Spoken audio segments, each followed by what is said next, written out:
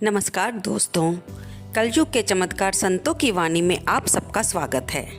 दोस्तों, आज की वीडियो में हम जानेंगे कि जब रावण मरने जा रहा था तो उसने अपने अंतिम समय में श्री लक्ष्मण जी को कौन सी ज्ञान की बातें बताई।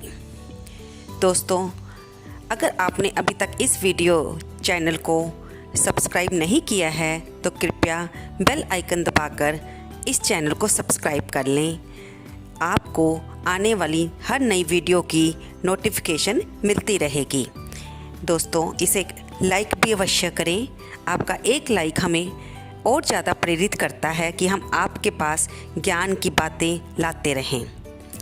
चलिए चलते हैं अपने टॉपिक की तरफ कि रावण ने वो कौन सी ज्ञान की बातें लक्ष्मण जी को बताई थी। दोस्तों, श्री रामचरितमानस और वाल्मीकि रामायण में तो इसका इतना उल्लेख नहीं आता। उनके अनुसार तो भगवान राम जी ने रावण पर ब्रह्मास्त्र चढ़ाया था, जो कि रावण को भेदता हुआ वापस प्रभु के तरकश में आ गया था और रावण की मृत्यु हो गई थी। लेकिन कुछ क्षेत्रीय भाषाओं की रामायण में इसका उल्लेख आता है। अगर हम इसको सच ना भी माने कि वंदती माने कि मरता हुआ आदमी क्या उपदेश देगा, तो भी अगर ये कहीं पर ज्ञान की बातें लिखी गई हैं तो ये हमें अच्छी बातें ही सिखाती हैं और इनको अपनाने में कोई हानि भी नहीं है, क्योंकि इस समय कलयुग का समय चल रहा है और कलयुग में हमें नहीं पता हमारे कौन से शत्रु हैं और कौन से मित्र हैं। लेकिन ये बातें हमें ज्ञान के मार्ग पर हमें रास्ता दिखाने में बहुत ही मददगार साबित हो सकती हैं। तो आइए जानते हैं उन बातों के बारे में।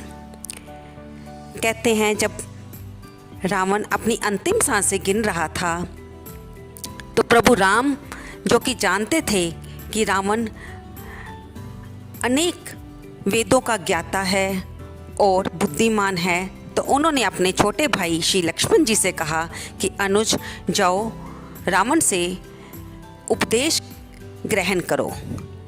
भगवान राम ने लक्ष्मण जी को समझाया।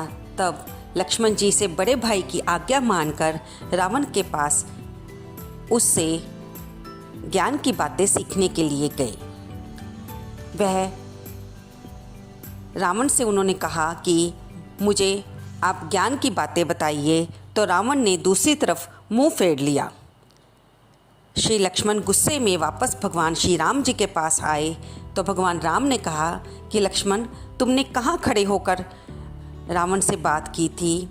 तो श्री लक्ष्मण जी ने कहा कि मैं रावण के सिरहाने की तरफ खड़ा था।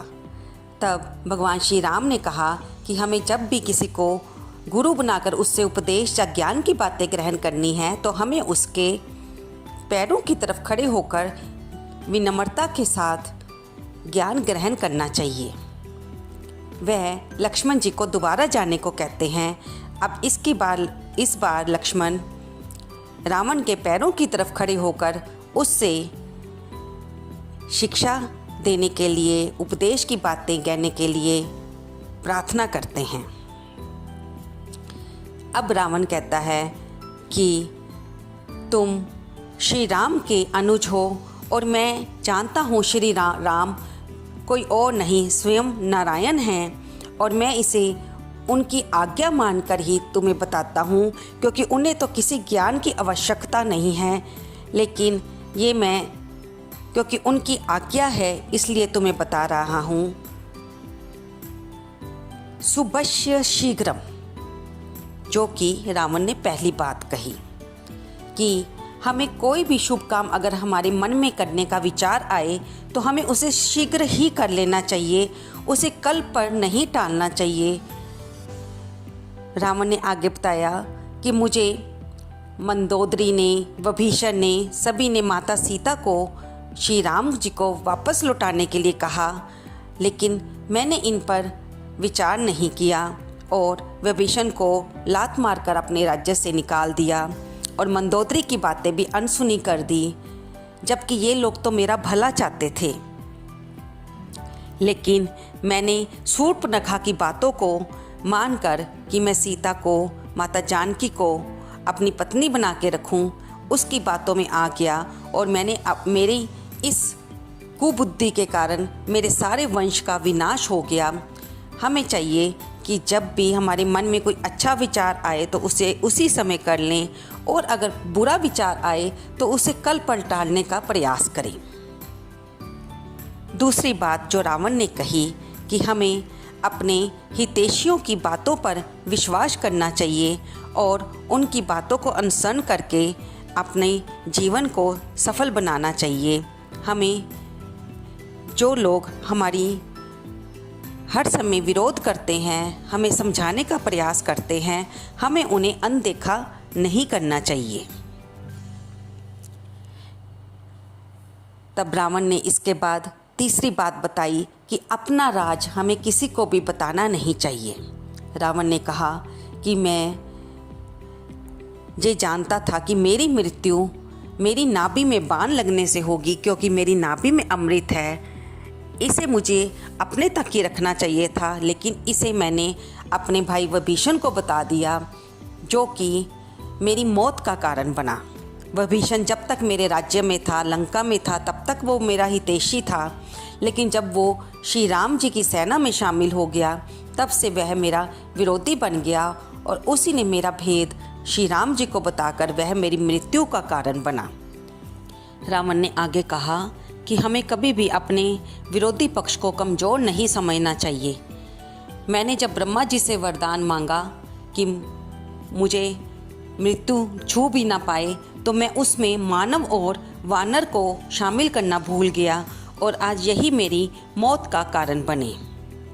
शत्रु पक्ष कभी भी कितना भी हमें कमज़ोर ना दिखता हो, लेकिन वह कभी भी मजबूत होकर हमारा विनाश कर सकता है, हमें मौत के घाट उतार सकता है।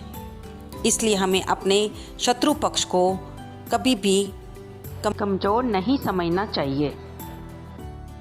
रावण ने आगे भी बताया कि मैं कई अच्छे कार्य करना चाहता था, जैसे मैं नरक में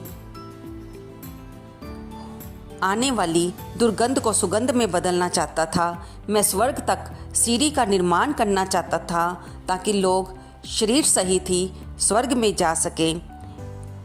मैं सागर के पानी को भी खारे से मीठा बना देना चाहता था, लेकिन मेरे ये सारे काम मेरी कुबुद्धि के कारण रह गए। उन्हें मैं कल पलटा डाल चला गया, और मैं माता सीता का अपहरण करके उन्हें यहाँ पे ले आया, और मैं अपने सारे वंश के विनाश का कारण बना।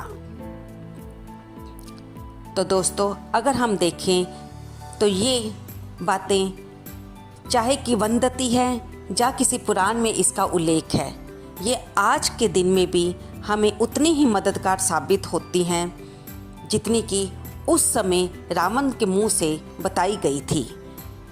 इसलिए हमें आज भी इन बातों के जरिए ज्ञान हासिल करते हुए अपनी ज़िंदगी को सफल बताने का प्रयास करना चाहिए। दोस्तों, आपको ये वीडियो कैसी लगी कृपया कमेंट बॉक्स में अवश्य लिखें। धन्यवाद दोस्तों।